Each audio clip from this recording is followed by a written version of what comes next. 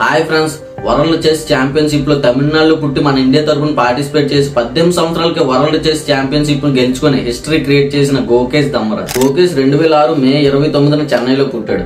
గోకేష్ వాళ్ళ నాన్న పేరు వచ్చేసి రజనీకాంత్. ఈయన ఈఎన్టీ సర్జన్ గా వర్క్ చేస్తారు. వాళ్ళ అమ్మ పేరు వచ్చేసి పద్మావతి. ఈమె మైక్రోబయాలజిస్ట్ గా వర్క్ చేస్తారు. గోకేష్ 7 years కి చెస్ ఆడటం మొదలు పెట్టాడు. అయితే ఇతను రోజుకి 10 నుంచి 12 గంటల వరకు చెస్ ప్రాక్టీస్ చేసేవాడంట.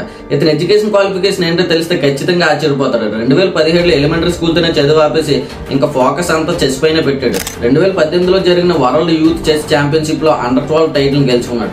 అదే ఇయర్ లో జరిగిన ఏషియన్ యూత్ చెస్ ఛాంపియన్షిప్ లో కొన్ని గోల్డ్ మెడల్స్ కూడా గెలిచాడు. 2024 డిసెంబర్ 12న సింగపూర్ లో జరిగిన వరల్డ్ చెస్ ఛాంపియన్షిప్ లో గోకేష్ దమ్మరాజు వర్సెస్ చైనాకి చెందిన డిఫెండింగ్ ఛాంపియన్ టింగ్ లిరెన్ మధ్య జరిగిన ఫైనల్ గేమ్ లో డిఫెండింగ్ ఛాంపియన్ ఓడించి ఇండియా మొత్తాన్ని గర్వపడేలా చేశాడు. చెస్ గేమ్ లో మన ఇండియాను టాప్ లో నిలబెట్టిన గోకేష్ దమ్మరాజు గురించి మీరు అందరూ ఏమనుకుంటున్నారు? మీ ఒపీనియన్ కింద కామెంట్ చేయండి.